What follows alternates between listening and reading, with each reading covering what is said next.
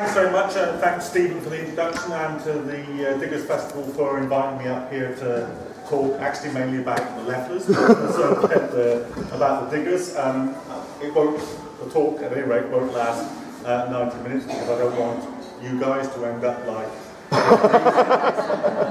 the end of it. So there will be plenty of time to sort of have some discussion as well. The thing I guess I want to start with is this, that in the 1640s and in the year 1649, the English, and by and large it was the English people, did something absolutely remarkable. In the whole history of kings and their, as you'll know, I'm sure the word king has many variants. Shah, Tsar, Caesar are all variants of the term king. In the whole history of all those kings and shahs and tsars, no group of people had done what the English people did in 1649. They publicly tried their king as a traitor to the people, and they executed him in Whitehall, a banqueting house in Whitehall. Banquet Hall still exists when you're on the marches and whatnot. Do make sure as you head down towards Parliament Square, there on the left, it's still the banqueting house where they built a platform, the scaffold, where Charles I was executed. And in a rare error, actually, by the British establishment, there is above the door, the current door to the banqueting house, a small recess in which there is a sculpted head of Charles I. So there's something I always think, probably the best statue in London as well. Because there, at the place where he lost his head, is indeed a disembodied head of Charles I in Whitehall. And that was an absolutely incredible thing to do. A literally incredible thing to do. To defeat your king on the battlefield, to, by an act of Parliament, set up a special court which tried him, to find him guilty of treason, to publicly execute him. Nothing like that, simply nothing like that had ever happened in history. And it was done by the English people in 1649. One of the regicides, one of the people that sat as Charles I's judge, Colonel Harrison, Thomas Harrison, a religious radical like Winstanley, a fifth monarchist, as one of the religious radical sects like the Diggers. As he said, it was not a thing done in a corner. We did it publicly. We did it openly. John Milton, the greatest poet of the age, or perhaps of any age, bar Shakespeare, he became the Foreign Secretary in Cromwell's Republic, and he wrote the first and second defences of the people of England, so that all Europe would know why it was that the English had executed their king. And I think it's worth bearing in mind the huge impact. You know, no modern event, and perhaps not even the Second World War, would have had the same cataclysmic impact on the consciousness of the people that lived in that age as the execution of their king. And if you want to understand why people were, to use the modern terminology, radicalised, it was that environment that did it. Did it for the Levellers, did it for Winstanley, did it for the Fifth Monarchists, did it for the Ranters, did it for the rank and file of the new model army. But 1649 was the culmination of the revolutionary experience, and there had been nearly a decade of revolution and war that preceded it, and I want to talk a little bit about that.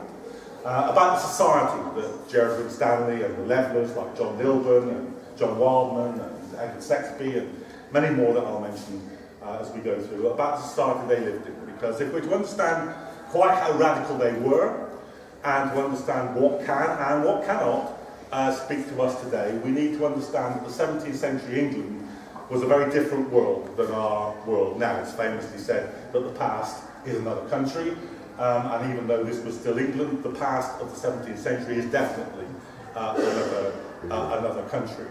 And that country looked like this. it was still ruled by a landowning aristocracy.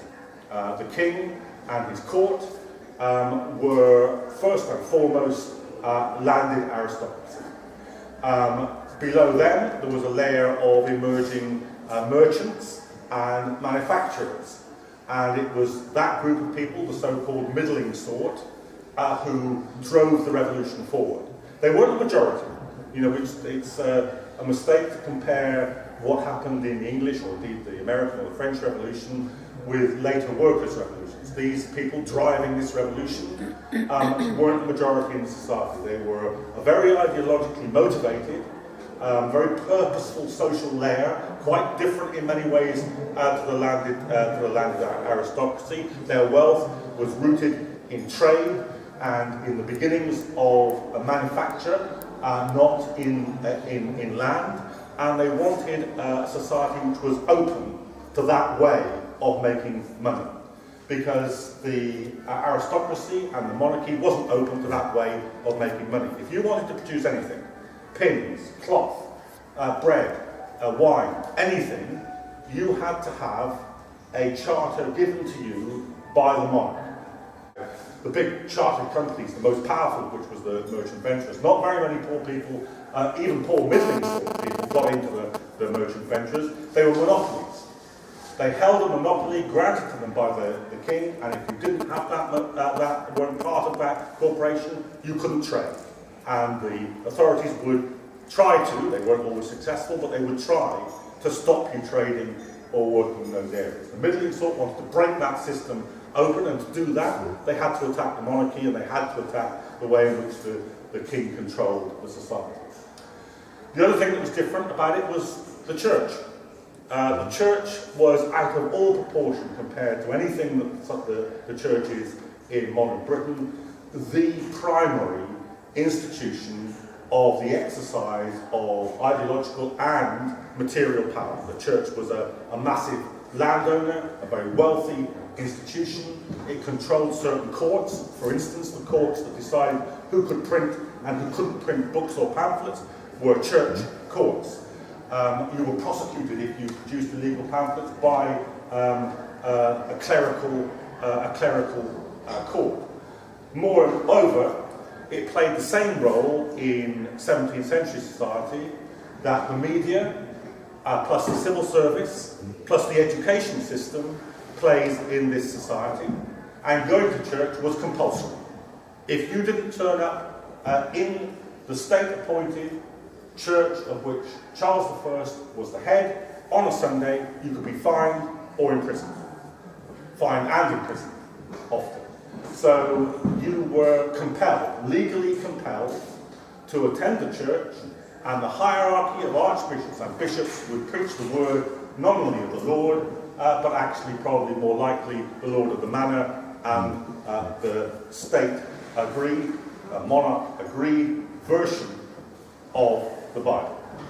So that's what the society looked like. Of course, below the middling sort, the traders and the merchants, there were a vast pool of labouring poor, of people who weren't, if you were apprenticed to a master, you served 6-8 years, you became legally part of the guild. At that point, there were a whole mass of people who never got that far.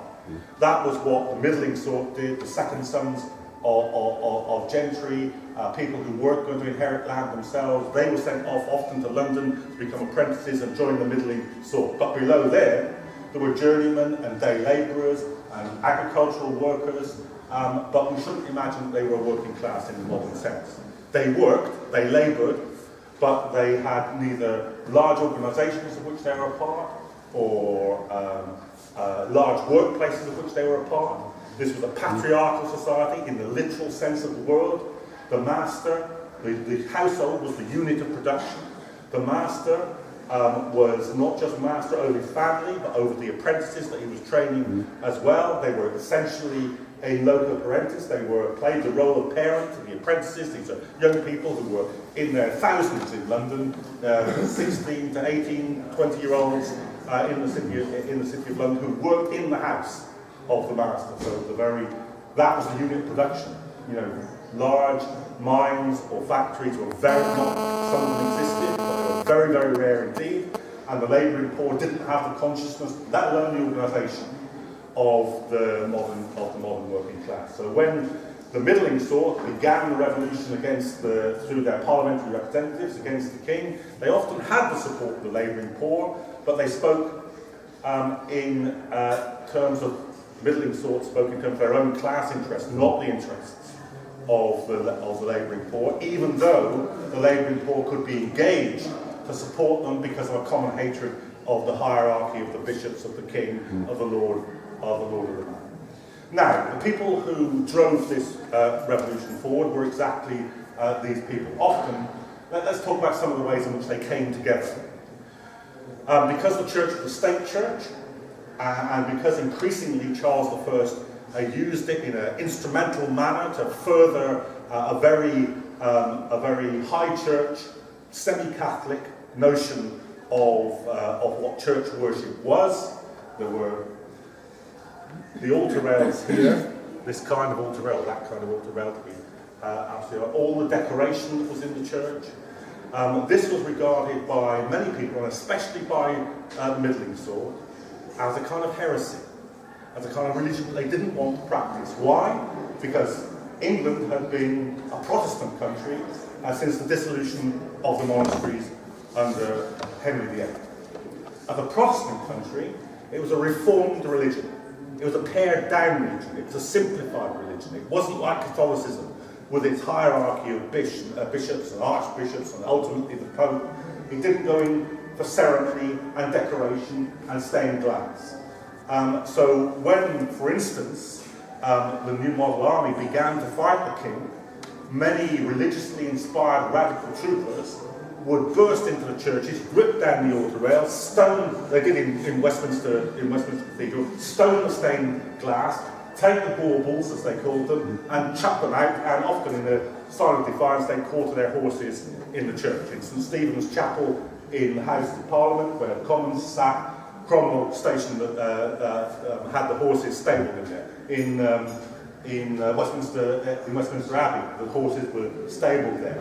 Because in Puritanism, the idea is much more that you don't rely on a mediating hierarchy of prelates, of bishops, of clergy, of archbishops, to interfere with the individual worshipper's relationship with God. It's a much more direct and personal relationship about how you interpret the Word of God. And so, especially among those very radical Puritans, that thought was a thought that stretched right across Puritanism, whether they were in the Church of England, the established church, or whether, as increasingly the radicals were, in so-called gathered churches, or separate churches, or independent churches that gathered outside the rule of the bishops and the archbishops. And this was one of the first forms of radicalism.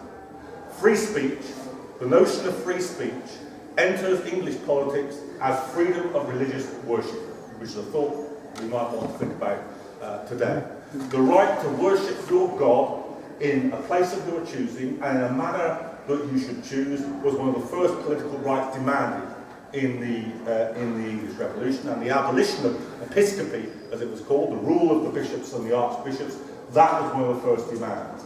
And that was a blow right at the heart of the political system, as well as a blow at the heart of the church system. Charles I's father, James I of England, James VI of Scotland, put the whole issue, really, of the English Revolution very, very precisely when he said, no bishop, no king.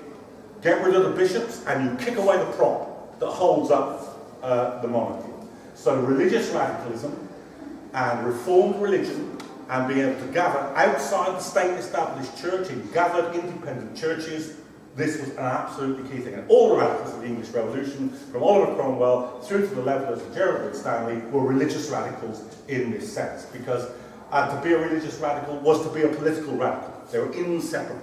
John Milburn, the leader of the Levellers, was first imprisoned for importing radical religious pamphlets from Holland. Holland was already a Dutch republic, and there was a relatively free press. And so if you couldn't print illegally in England, you went to Holland, and in Amsterdam you printed pamphlets and imported them back into England. One of Lilburn's associates betrayed him. He was arrested by Archbishop Laud's, Charles I's Archbishop, Archbishop Laud's men. He was tried in the Court of Star Chamber, which was a prerogative court. In other words, it was a court which existed simply on the say-so, on the prerogative of the monarch.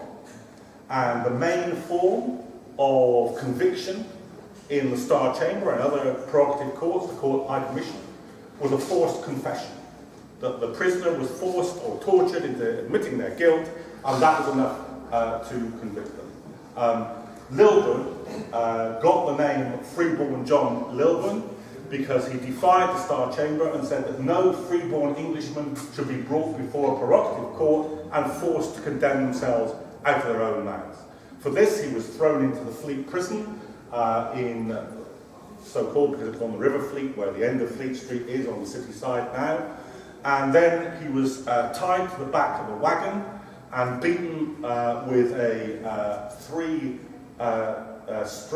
leather whip every step of the way from the Fleet to Westminster Yard. When he was got to Westminster Yard, he was put in the stocks. He was still throwing the pamphlets, even while his head was in the stock, still throwing the pamphlets to the crowd and making speeches. The jailer had him gagged in order to shut him up, and he was then taken back to the Fleet with a huge crowd of Londoners around him. And that was one of the first moments. This was still in the late 1630s. This was one of the first moments where observers like the Venetian ambassador in London could say that the monarchy is losing the support of Londoners. Now that process, that radicalisation, went all the way through the English Revolution, all the way through to 1649 and onwards. And one of the things that the English Revolution did was to essentially disestablish the church for a period. There was still a national church, but freedom was granted to gathered and independent churches. The political grouping around Oliver Cromwell were known as independents, and that, before it even had a political meaning, meant they were in favour of independent churches allowed to gather outside the structure of the national church. So that was one huge thing that informed all the radicalism of the English Revolution. Another thing was illegal printing. I've said that Lilburn was already involved in this, but increasingly, as the Long Parliament met in 1640, as war loomed and broke out in 1642, there was a breakdown in the ability of both church and state to prevent printing. They kept trying, but all over London, and especially in the heartland, in the city, in Coleman Street, in St Stephen's Ward, there were illegal presses.